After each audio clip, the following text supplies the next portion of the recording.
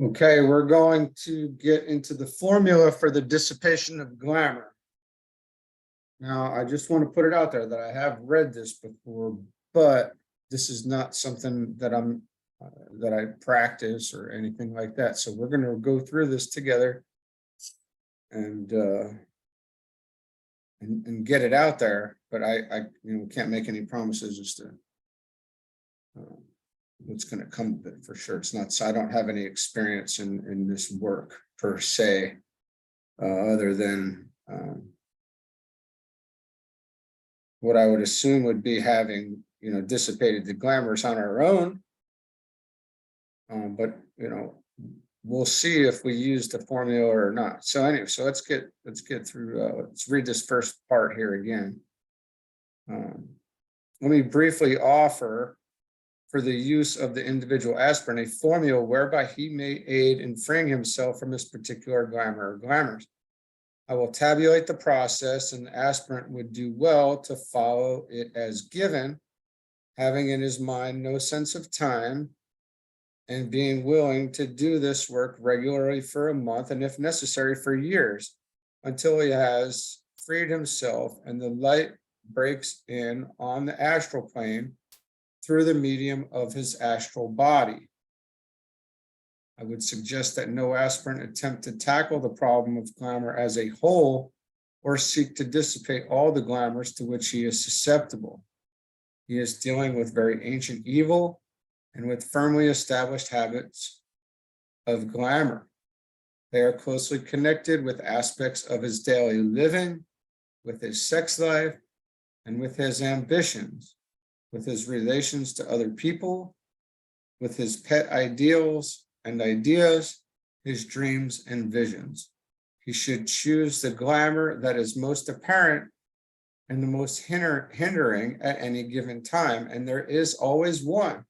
And for its dissipation, he should work conscientiously, if he would lay the foundations for effective service in the dissipation of world glamour. So we'll do this if we can, before we really move on to the dissipation of world glamour.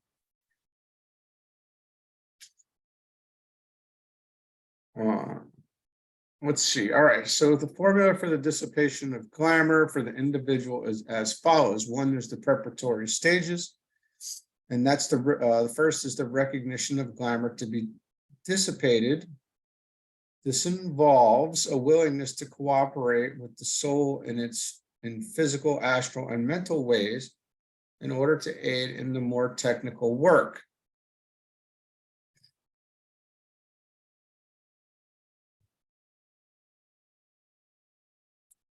A willingness to cooperate with the soul in physical, astral, and mental ways in order to aid in the more technical work. So we're bringing the whole lower three into an alignment here, and this would imply that a meditation, by meditation, it would imply physical discipline,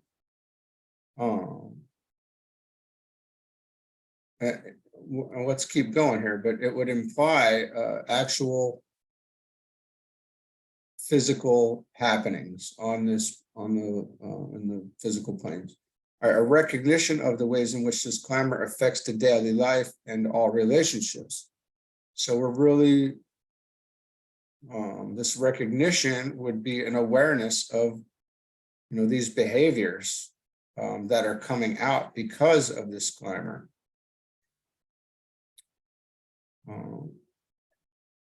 And not just the recognition, not just an awareness of the behaviors, but also a recognition of the energy and where that energy is going and how that is altering the physical expression, right? Or an astral expression.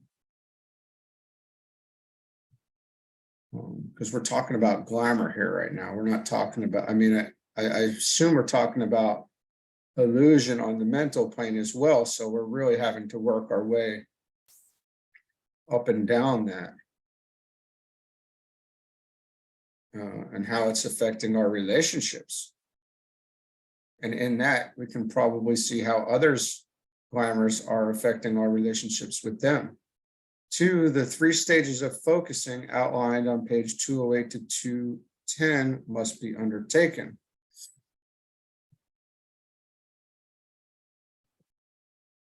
And we're on page 215 in the book right now, so this was just a few pages ago. And those stages were attempt to focus the light of the mind and of the matter in the mental vehicle. The second stage of focusing, the focusing process is produced through the effort to meditate. And 3, that in which the light of matter, the light of the mind, and the light of the soul are conscientiously blended, fused, and focused. So we would recommend going back to 208 to 210 in here. And they're, okay, well, here they're explained right here. So we just kind of said that, right? The stage of focusing the light of the mind and the light of matter in the mental vehicle. This is done by a process of lifting up and of blending and fusion.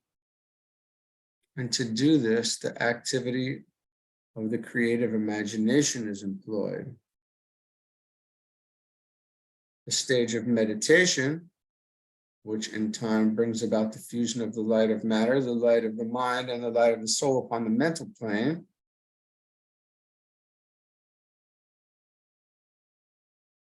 And then the stage in which these 3 lights are realized to be one unified light, a searchlight ready to be turned in the needed direction. And then we have the recognition of 2 aspects of preparedness, alignment of the personality, so that the 3 aspects of the lower nature are seen as constituting one functioning personality. So that's what we set up here, right? We're bringing these 3 into alignment. Okay, there's the alignment there. An act of integration in which the personality and soul are seen also as a unit. So we're really raising up hairs, we're really, being, getting absorbed in the soul here. This is done through the dedication of the personality to the soul and its acceptance by the soul. Oh, this is such a fantastic line here. Through the dedication of the personality to the soul and its acceptance by the soul. These 2 lines of thinking produce a field of magnetic thought and realization in which all the work is done. And then that we have a pause in which the whole man braces himself for the work to be done. From a profound preoccupation with the stage of soul contact and initial preparation, he now focuses his attentive mind upon the glamour to be eradicated. This does not involve a consciousness of the glamour and its why and wherefore. It means a turning of the attention and of the integrated soul personality to the astral plane and the particular glamour. The attention is not turned to the astral body of the aspirant, seeking to do the work. It's a turning of the attention to the integrated soul personality to the astral plane and the particular glamour. The attention is not turned to the astral body. All right, there's a distinction here. This is a statement of major importance because in destroying the peculiar type of glamour with which he is concerned, the aspirant or disciple begins to destroy his share in it.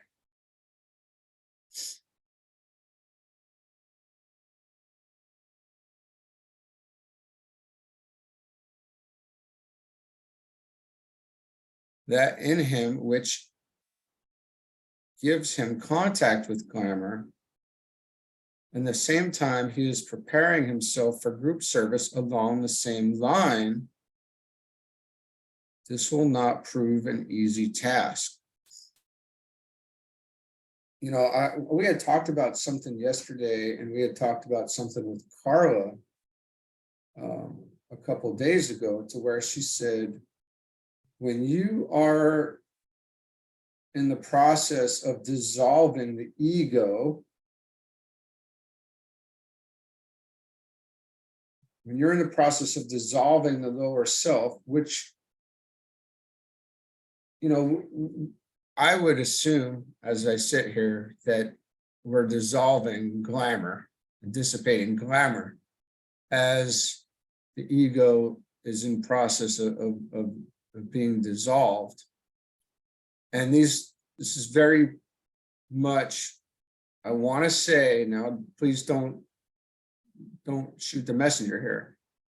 I want to say this is very much Neptunian. This is very much a Neptune thing. It's very Piscean.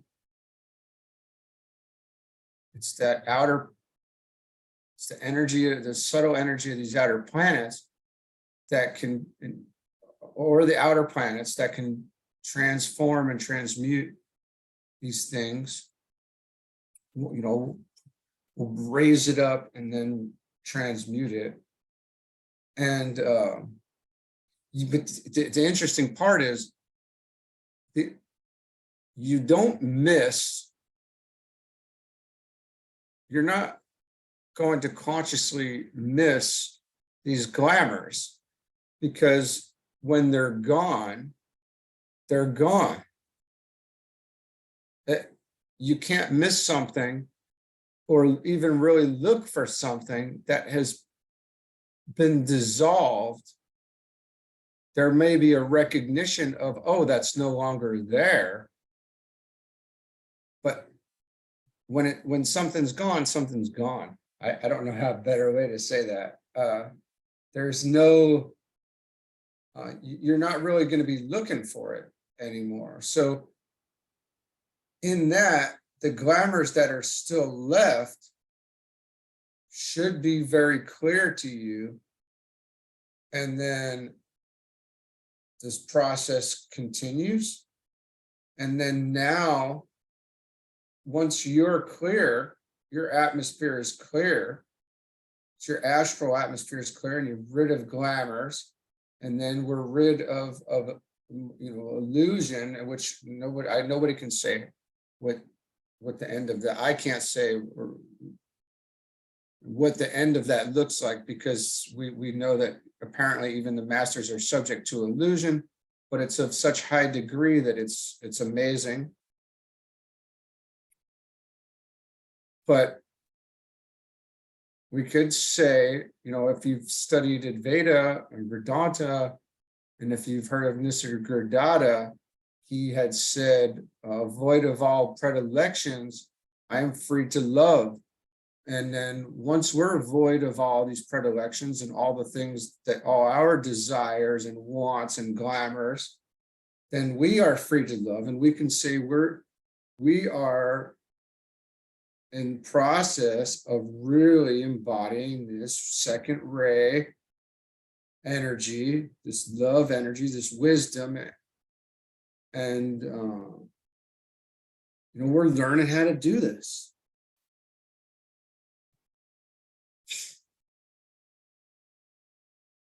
I didn't think we would have much to talk about as we were going through these sections. I really didn't. I was a little bit concerned. I was thinking, oh boy, I don't know, when we get into these technical formulas, what can we talk about? But the fact of the matter is many of us have been doing this work. We've been doing this work without really knowing that we were doing this work. technically, in a very technical way. We were probably plowing our way through it when it could have been done faster and in a cleaner, more efficient way. But nevertheless, the work goes on, and we've done it, some of it, certainly. Especially if we're reading this far into this book at this point. We're probably more or less learning how to help others, more or less, and probably ridding ourselves of some glamours that are left here or there, some little bits, and then by moving on to the work of the new group of world servers type work,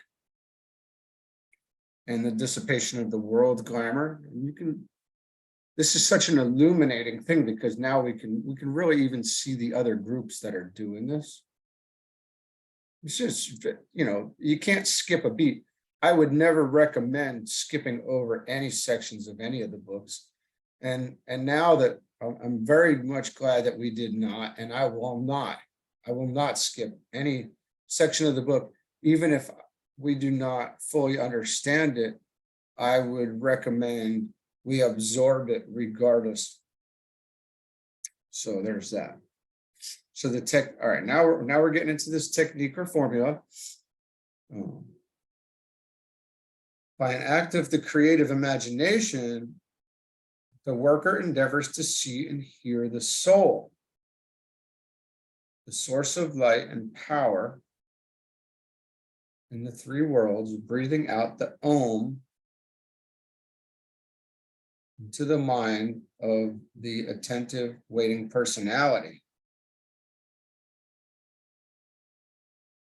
There, the light and power of the soul is retained and held by the positive personality, for a negative attitude is not desirable. And it certainly is not desirable, especially I would assume by the time we get to this point. I'm just going to pause this just for 1 second. Be right back.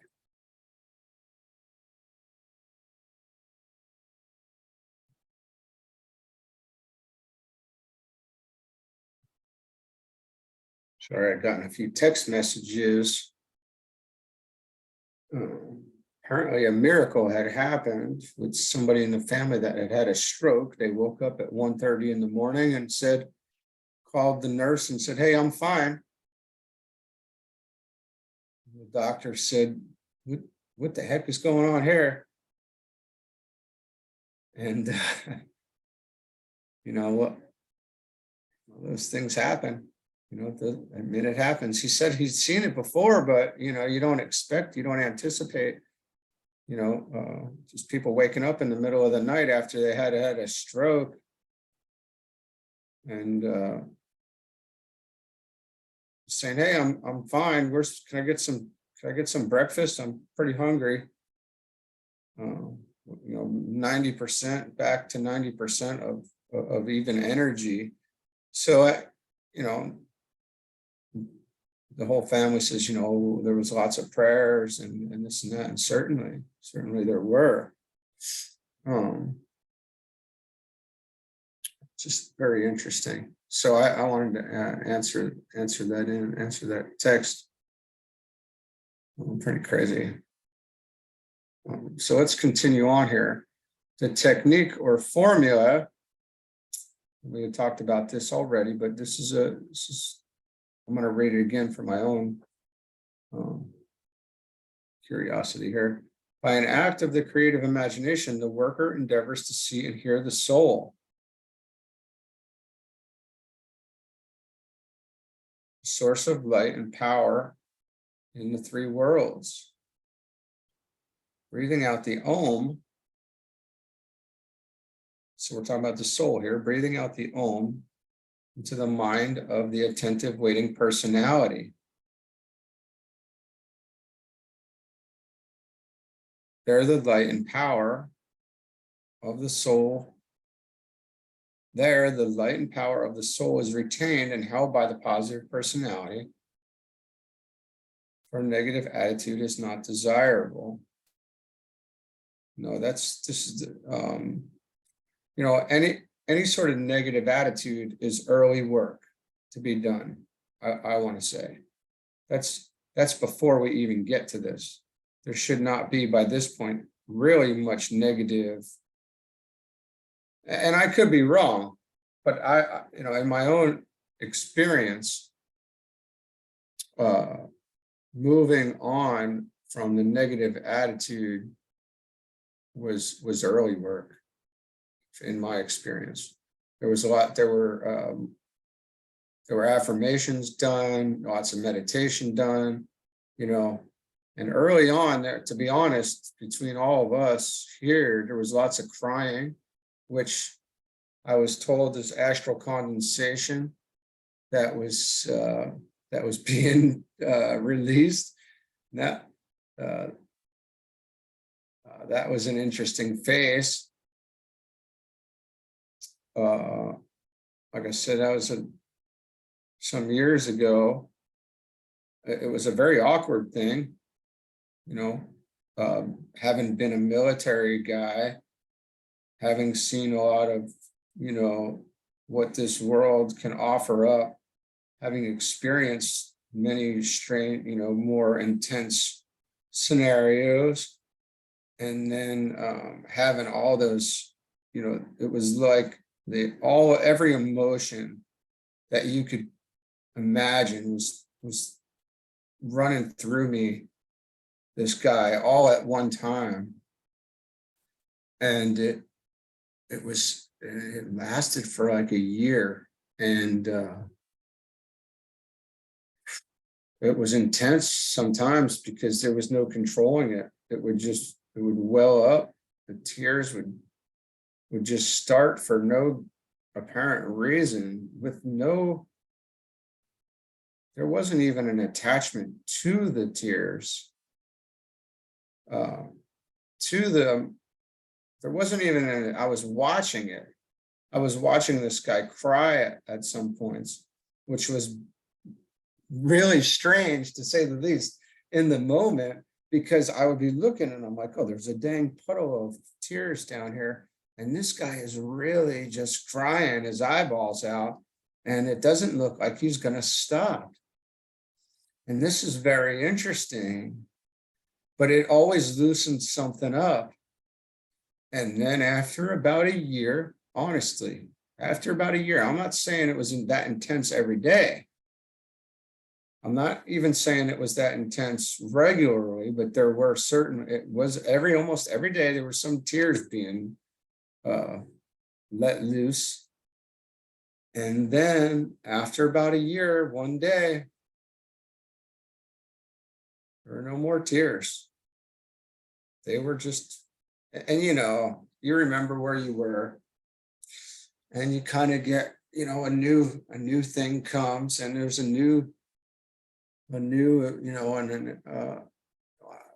how can I say, I don't know. There was an expansion of consciousness where I was kind of just walking on the clouds for a while, and the tears were gone. And there was really not much negative attitude left after that, to be honest with you, which was pretty interesting. So that was a very personal thing there. Interesting phase, personal. But we certainly do seek this contact, right? And this is a very advanced, I want to say this is advanced here. If you're experiencing the breathing out of the Om into the mind of the attentive waiting personality, there's light and power. The light and power of the soul is retained and held by the positive personality. Beautiful.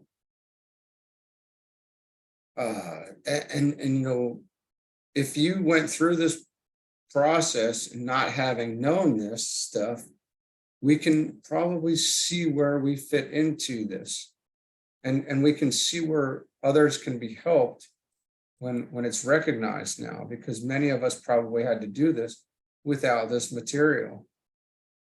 The retained light and power, combined with the dual light of the personality, focused, as we know, on the mental plane, in that clear, crystal clear place where, it's very quiet and we hold it there, is seen generating an intense light, which can be visualized as a searchlight of great brilliance and strength. It must be seen as a sphere of vivid, brilliant light, but not yet radiating out or projecting outwards. Okay?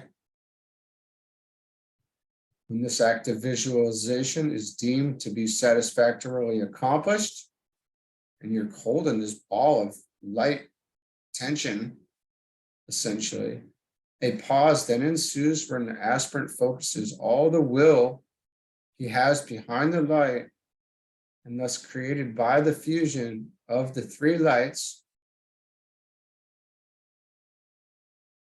Then ensues when the aspirant focuses all the will he has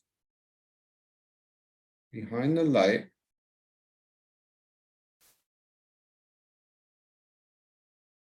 all behind the light, thus created by the fusion of the three lights.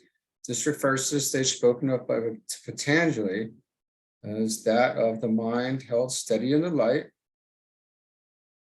This use of the will, soul personality will, the will, soul personality will, is dynamic, but at this stage quiescent and not magnetic or radiatory. Okay, so it's really turning upon itself. So kind of like a sphere, light energy, the sphere turning upon itself and not really, it's quiescent.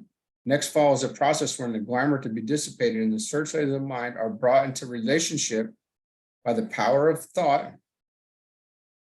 The glamour and its quality and the searchlight and its power are recognized to be as they are. And the effect or effects to be brought about by that relationship are carefully thought out. So we have this, we see it very clearly what needs to be dissipated and the results of it. This must not be done in such a way that the mind process, light and power will strengthen the already powerful glamour. Okay. So there's a lot of care taken into this. It must be done in such a way that at the close of the process, the glamour will be appreciably weakened and eventually dissipated. This is an important realization. You're watching it fade off.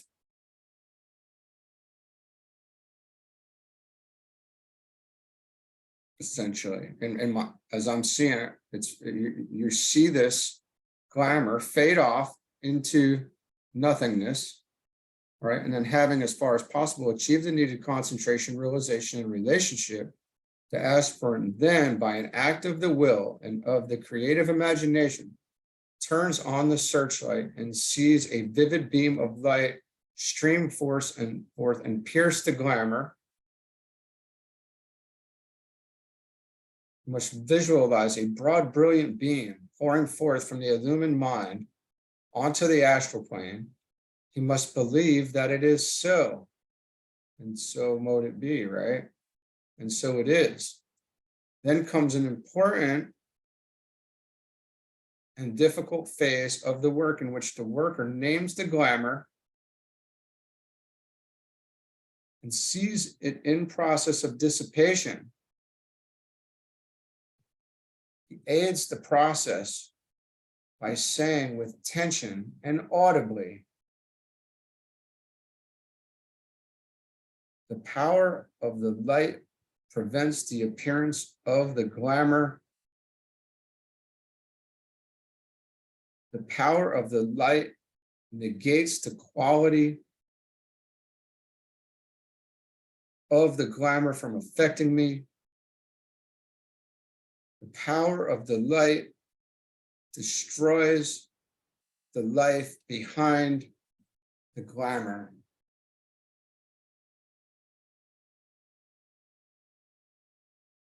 The saying of these 3 sentences constitutes an affirmation of power and of purpose, and must be enunciated at a point of tension and with the mind held in steadiness and with a positive orientation.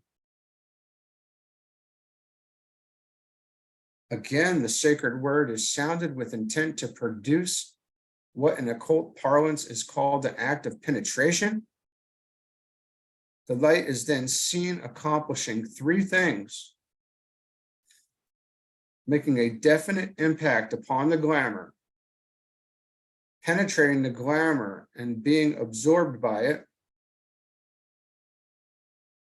dissipating it slowly. As time elapses, the glamour will never again be so powerful and will eventually disappear altogether. This is followed by a process of withdrawing, wherein the aspirant consciously and deliberately withdraws the beam of light and reorients himself upon the mental plane, and we don't look back at it.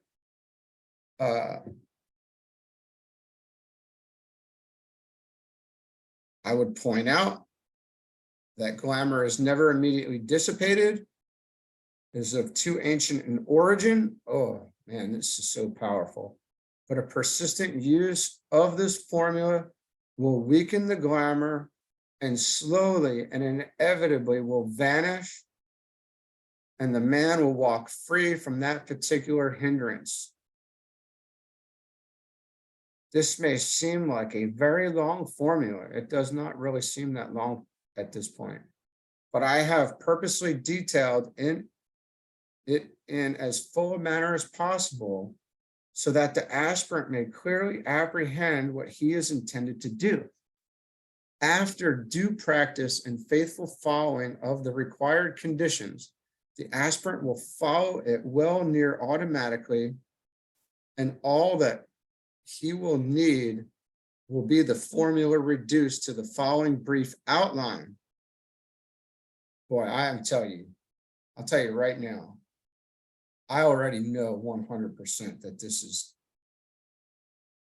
is legit, beyond legit. This is so powerful.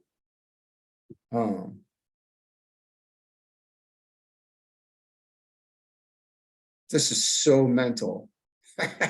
and powerfully mental and high, this is because we've seen the power of, if you're anything like me, you've seen the power of intention,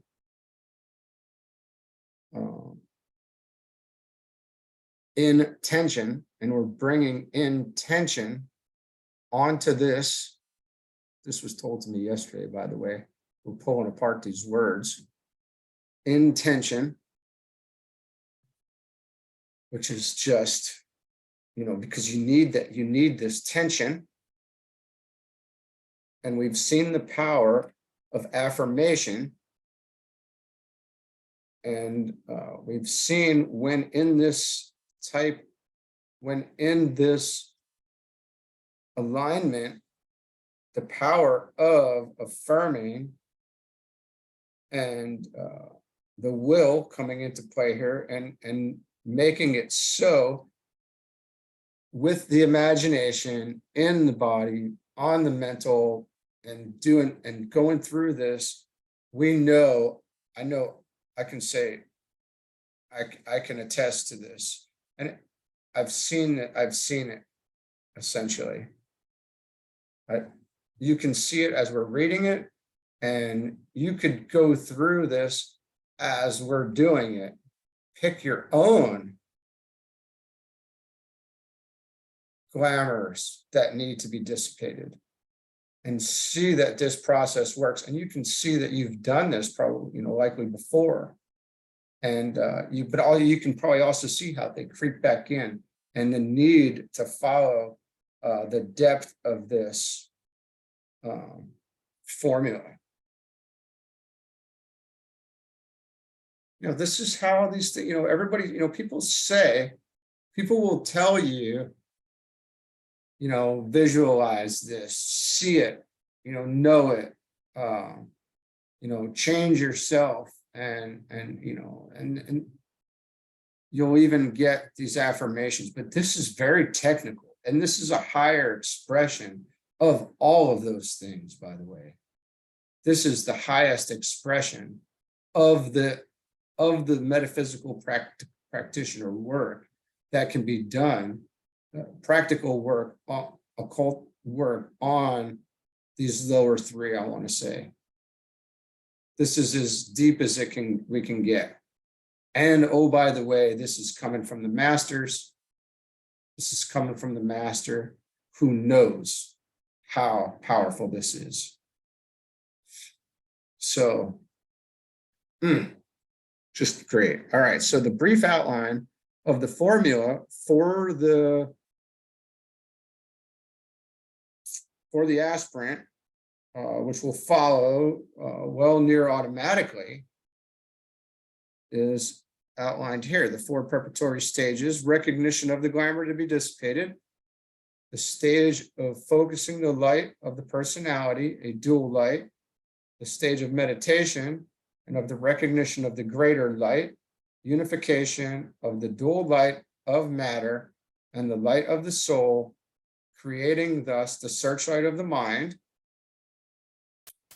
And then we have the process of alignment and recognition and of recognized integration, which is hugely important in order to accomplish this. Every one of these stages is absolutely critical. And then a deliberate turning of the searchlight of the mind to the astral plane, soul activity and the retention of the light. All right, we're visualizing, we've got this light, it's built, it's powerful, it's contained in that sphere. It's not radiating and it's not pulling. It's self-contained. There's tension. I want to say our intent and our intention is in that light, and the generating and visualizing of the searchlight. Now at this point, the evocation of the will behind the searchlight of the mind. We're pushing it forward. We're generating the generated unifying light is then turned upon the glamour by the power of thought. Now we're watching this glamour be dissipated.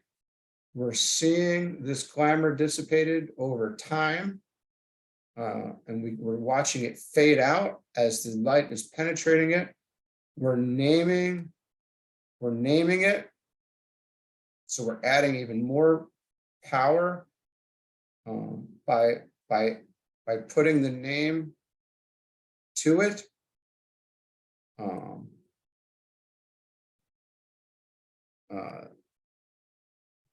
The naming of the glamour, and with the triple affirmation, and then there's the act of penetration, and then we withdraw it and we leave it and we let it work its course. And it's been said that when, if we're studying a treatise on white magic, when you release a thought form, we build thought forms, and then when we release a thought form, we release it. It's let go. And then we don't dwell on it as to let it linger. So we are going to let this be done. We said it's done.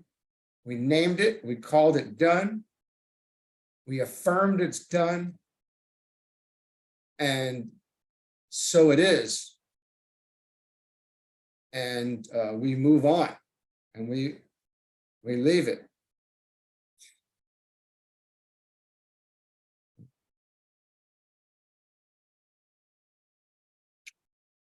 You will see, brother of mine, that what I am in fact doing is teaching the coming generation how to destroy those forms of thought which hold the race in bondage, and which, in the case of glamour, are the forms which desire, emotion, sensitivity to environment, developing aspiration, and old ideals have taken, and which prevent the light of the soul from illuminating the waking consciousness.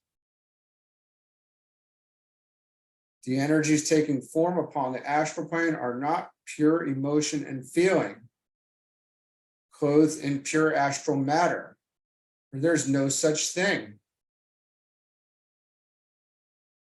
They are the instinctual desires evoked by the evolving substance of the physical plane, and this in its entirety and through the activity of the human family is being redeemed and drawn upwards until someday we shall see the transfiguration of the substance of the glorification of the Virgin Mary, the mother aspect, matter, mother, in relation to divinity. They are also the descending thought forms which the developing human being is always creating and drawing downwards into manifestation, clothing them with the substance of desire. And like I said, a treatise on white magic, and I want to say it's a treatise on white magic because that's raised in initiations, gets very deeply into thought form building. Hold on, I actually have a treatise on white magic right here.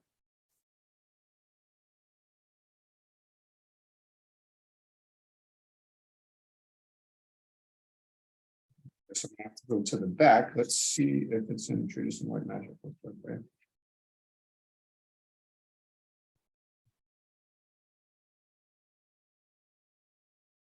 I have a feeling it is in, yeah, there is a lot in here. There's a lot in a treatise on white magic about thought forms, thought matter manipulation, absorption and use, absorption, transmutation, dispersing thought forms, and that which would be different than dissipating glamours.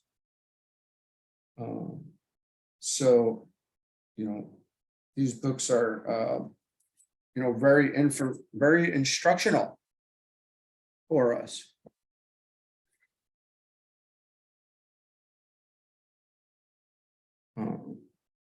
They are the physical plane is entirely through the activity of human families being the entire the activity through the activity of the human family is being redeemed and drawn upwards until someday we may see the transfiguration of that substance and the glorification of the Virgin Mary, the mother aspect in relation to divinity. They are also the descending thought forms which the developing human being is always creating and drawing downwards into manifestation, clothing them with substance of desire. When the descending forms of thought, a reflection in the three worlds of that vast cloud of knowable things, in process of perception,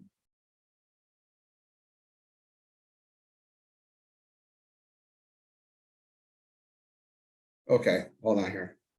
When the descending forms of thought and the ascending mass of instinctual demands from the lower aspect of the human unit and from humanity as a whole meet at a point of tension, then you have the appearance of what is known as the astral plane, a man-created sphere of activity.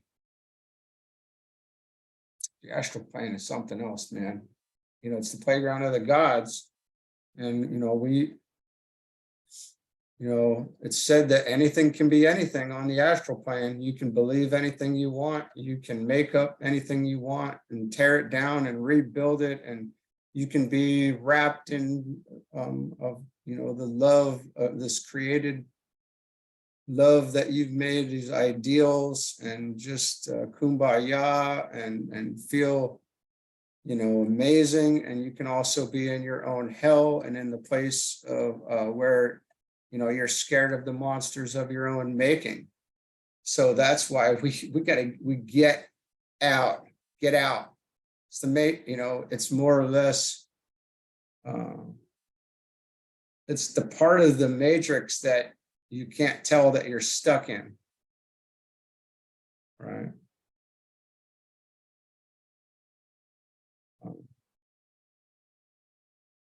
And that's literally mentioned in these books at some points, right? The matrix is literally in here.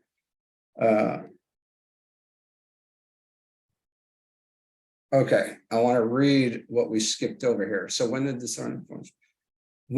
descending forms of thought, a reflection in the three worlds of that vast cloud of knowable things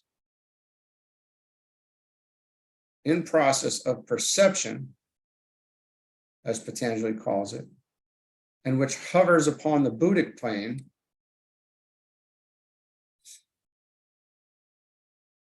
awaiting precipitation. This is so incredibly deep here.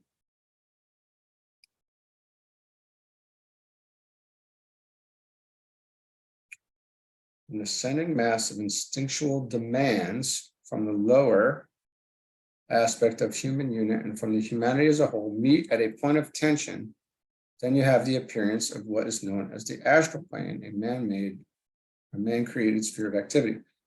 The subhuman kingdoms of nature know no astral plane. The superhuman kingdoms have surmounted it and discovered the secret of its delusion and no longer recognize it except as a temporary field of experience wherein man lives. In that sphere, he learns the fact that reality is none of these, but only the one and the other in relation with each other. Okay, let's read this again. In that sphere, he learns the fact that reality is none of these. Okay, this is good. None of these, but only the one. Okay. And the other in relation with each other. Okay, so you know, I want to say in that sphere on the astral plane, we see duality. We learn to see the duality. And we learn that reality is none of those things on the astral plane.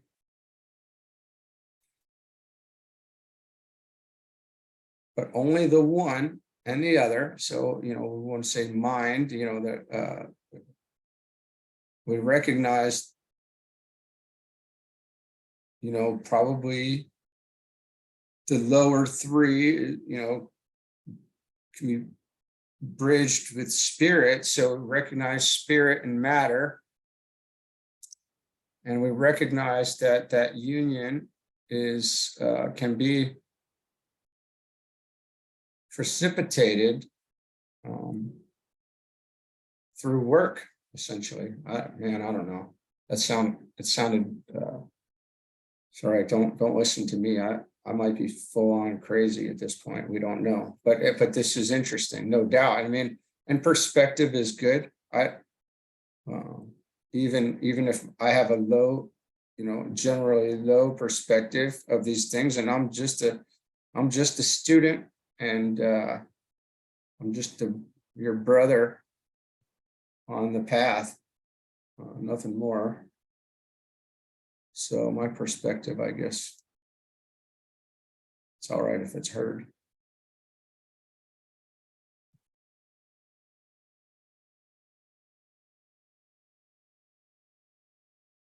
This is one of the occult phrases which the disciple has to learn to understand and which is descriptive of manifestation. It's the relation, right, between spirit and matter. It's kind of how I'm seeing it right now. I'm sure, we can go very deep into just that, because anytime we have to learn to understand, and which is descriptive of manifestation, we know that we can dive way down deep into the whatever is being presented to us. All right, well, this is an incredible section, and I feel very silly for having wanted to skip over these things now, but we didn't. I'm glad we had the impetus to keep going, and we did keep going, and we now are finding out why we kept going, because this is very powerful. It's given us incredible instruction that we probably all know works. And this is something now that I would highly recommend to people, as and this is something that I would recommend. This is a book I would highly recommend. And would it be the very first book? I don't know. Maybe, I guess it would depend on who we're talking to. But if it was somebody just brand new, I would say read Bethlehem to Calvary, then read Reappearance of the Christ or Initiation Human and Solar. And if it was somebody who has some esoteric background, I would say maybe read Initiation Human and Solar, but you definitely got to read Reappearance of the Christ at some point, and you definitely should have From Bethlehem to Calvary built in at some point too, but then also a Treatise on White Magic and Glamour. These are all really necessary. I don't know how to stress that properly and I know, many people don't have time to just flow through these books that quickly. And you can't really say how important it is. They're either going to be drawn to it and pulled by it or not. But, this is incredible stuff. That's all I'm saying. And this is something that we need to probably put a bookmark in, highlight, photocopy, put on our walls, something to come back to. It's a technique that as a practitioner, you can reference. So I would say this is exactly the kind of stuff we're looking for. Okay, well, we'll get into the dissipation of group glamour tomorrow. All right, have a good one. Thanks.